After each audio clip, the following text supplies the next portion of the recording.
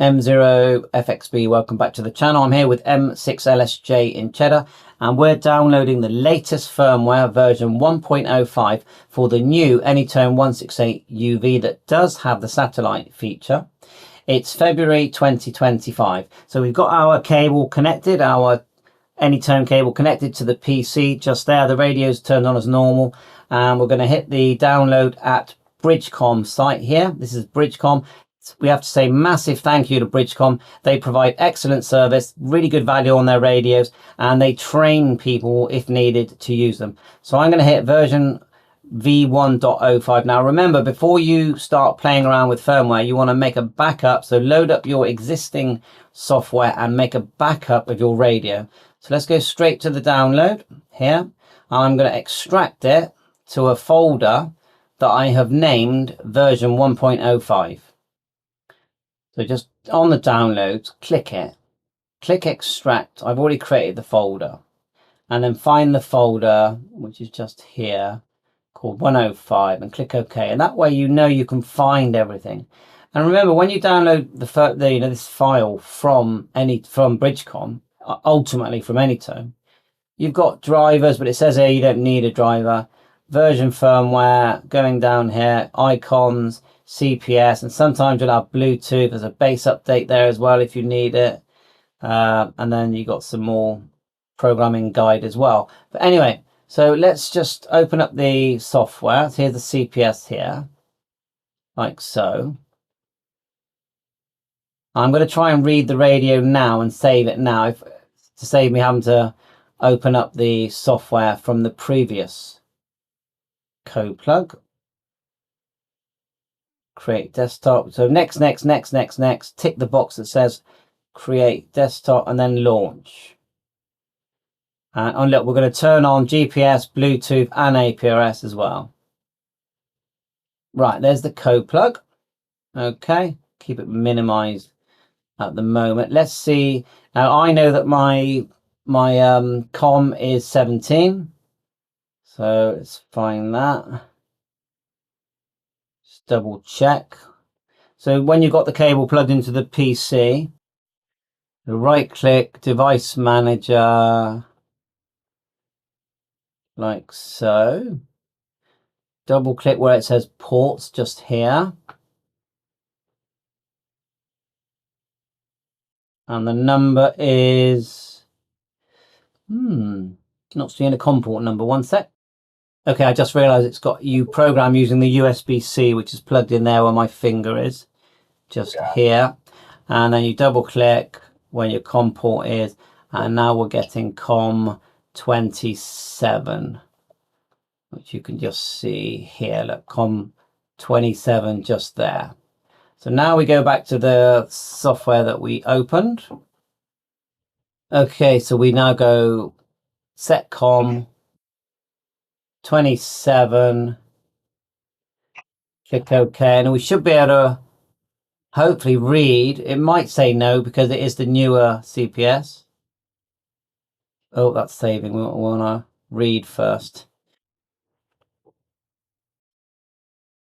Click OK. Yes, it did read. So what I'm going to do, I'm thinking about it, I don't think there's much on there anyway. So that's okay. I'll probably use my code plug from my 878 anyway. I think a lot of it will go over. Right, let's go straight into firmwaring then. So to get it into firmware mode, you have to, so to get it in the firmware mode, turn it off, press these three buttons I've been told. 1, 2, it's quite fiddly, and turn it on. And if you don't get it right the first time, let me just try it again.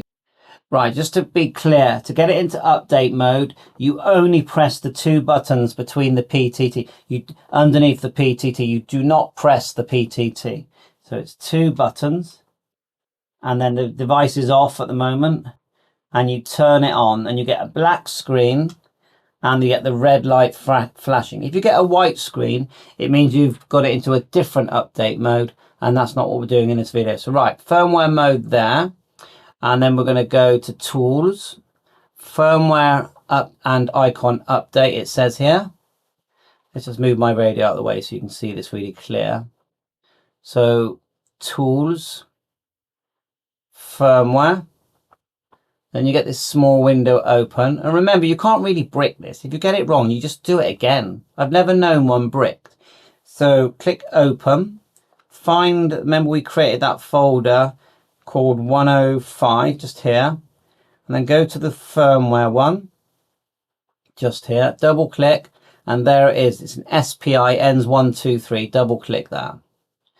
Okay, and then it looks like we don't need to select COM port. I'm not going to change the baud rate. I'll just leave it and just do it. So we'll go right. And what's the message say? Oh, file success. Okay, so it was loading the file. Now right. And click OK. And there it goes. So that's good news. And after this, I'm going to try and load up my 878 code plug because I've lost my 168 code plug. Actually, I might have it there in my documents somewhere thinking about it. So at least we're going to have the latest. I'll leave it live, fast forward if it's a bit boring. So that's my 878 updated, my 168 updated. I'm trying to think of any other ANYTONE. Oh, I've just thought of it. I'll have a look in a minute to see if there's a new update for the 578, which I've definitely got. It's a lovely set. Right, okay. So that's reboot. We do have to do the whole factory reset thing. So we'll do that first. So to factory reset, you just hold down the PTT and the button beneath, these two here, and turn on. So try and do this.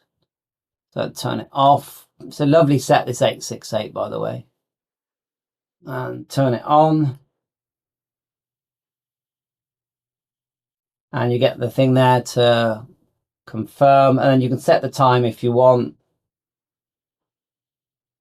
Bit of a delay while it does it. Come on then. It says initialize radio, and you definitely would have lost everything, and then confirm. You can set your time if you want. So now all we got to do now is just quickly connect it back to our software and reload our code plug. Actually, I'll show you the version before I do. We just go to menu, down to settings, setting, and device info. Hopefully you can see that. If that's backwards, I will use technology to flip it. Do that again, menu, settings, device info, and then down 105. And that's it. So thanks for that. And load your code plug on. If I just go close this down, I'm pretty sure I have got a code plug here. If I just go exit, like so, and then go file, open. Let's see if I can find a 168 in my documents. I usually save them. There's one 168 SAT that I did. Just here. It should load up. Does it like it or not? Oh, it's giving me that warning again. I'm just going to go yes. Oh, is that blank? Let's try it again. Oh no, it is going in. You can see it going in just there. I wonder what the new TCC RXCC thing is. So right, it will go in, honestly. Nothing there. Ah, I know what it is. There's not many channels in it. See that? I haven't really put much on this code plug at all. So I need to load it up. And then you just go program. I wonder if I even my hotspots there. Yeah, it is there. And my duplex hotspot, is that there? Hotspot 2. No, so I've got some work to do on this. But otherwise, once your USB-C is connected to the radio and it's turned on. Right, I've just done it. And then we're just going to go program, right to radio. Of course, select the code plug. Let's set the code plug first, actually. Set COM. I always forget to do this. setcom 27, and then right to radio. Click OK. And I'll do the digital contacts as well, because I'm pretty sure I loaded them. And that can take longer. If they're in there, that bit will take longer. And that's, you get the CSV, it is doing it. The CSV file, I'll show you where to get that, because it's such a good way of getting this. All you do is go to Chrome and just type in this. DMR data dump. I know it sounds weird. And you'll look for radio ID raw files. It says it here, look. And there it is. See this USB-C here? That's your latest DMR, data. And then when you're on your code plug, back to the code plug, you're just going to go after this. You're going to go, let me remember now, tools, import, and then digital contacts, and then you have to wait like we are now, and then you've got all your contacts on there as well. And that's the same for the 578, the 878, 868, and the 168. Thanks for watching. Bye for now.